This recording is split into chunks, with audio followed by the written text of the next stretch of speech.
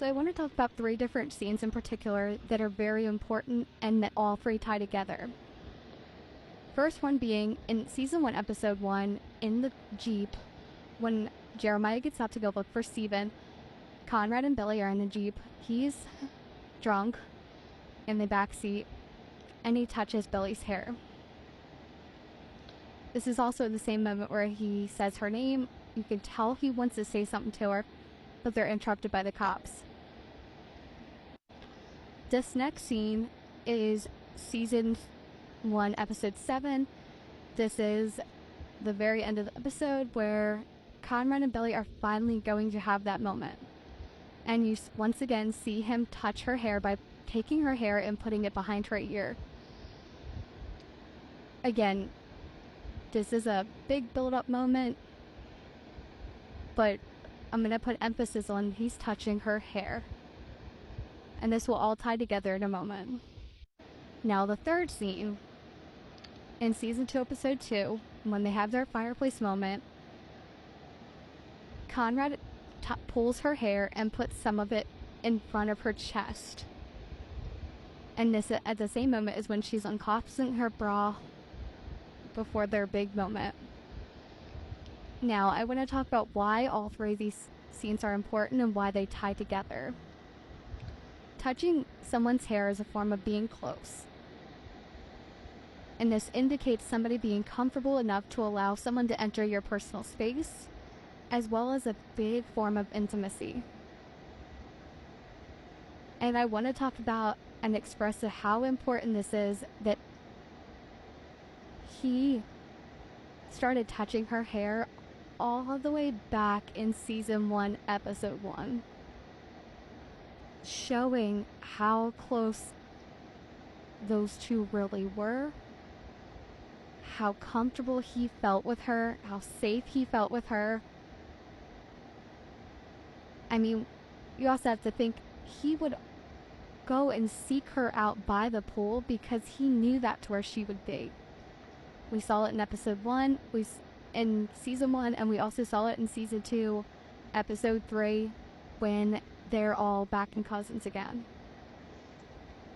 So just having those intimate moments throughout season 1 and 2 is giving us a big Easter egg and showing that this relationship has been set up from the beginning. We've seen every little piece of nugget of information that has indicated that these two are meant to be, in the sense that they have this chemistry and this pull that is not going anywhere. Hence the invisible string theory, and why invisible string was played in season 2, episode 2.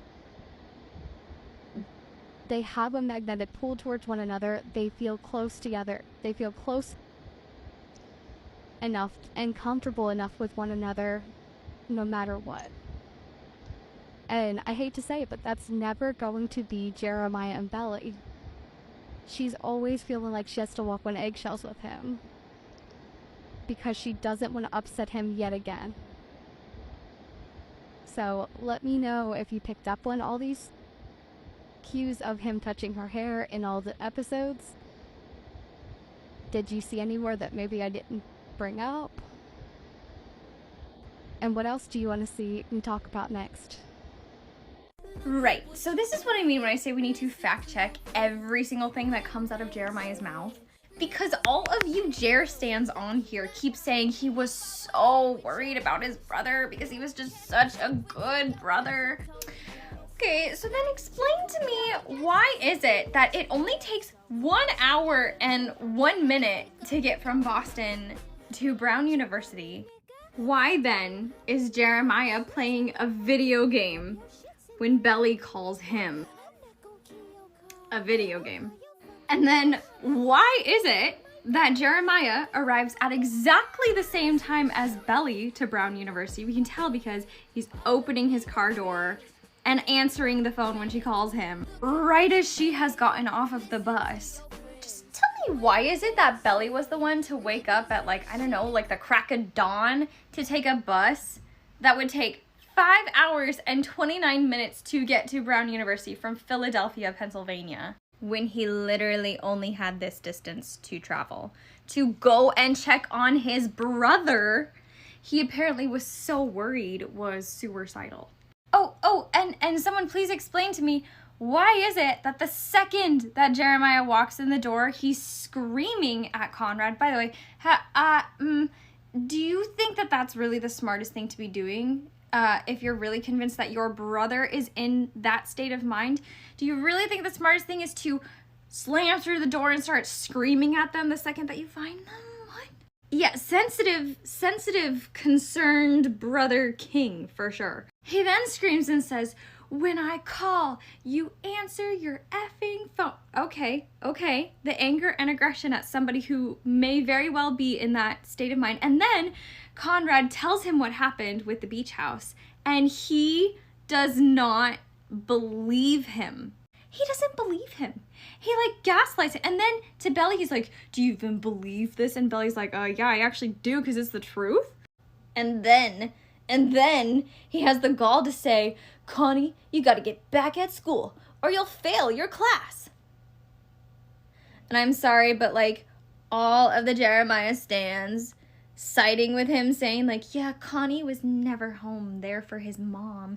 Who cares about school or university?" I'm sorry. Do you not understand the hypocrisy? We have no idea how often Conrad actually did go home.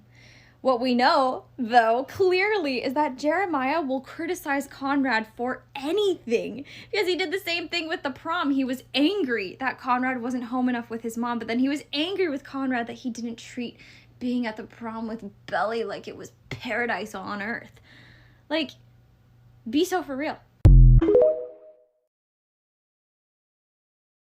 What you are witnessing in this poolside conversation is meant to show you not to trust a book by its cover, because on the outside it just looks like a really awkward struggle for them to communicate with each other, which is what it is.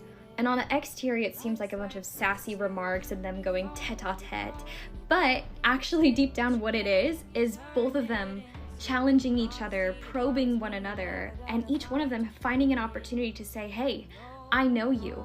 You're different. I'm different. Where does that leave us now? We have always had this undeniable connection with one another and this undeniable bond. Do we still have that? And why are you acting differently? I know you, and I'm gonna call you out on how different you're being." Both of them are terrified.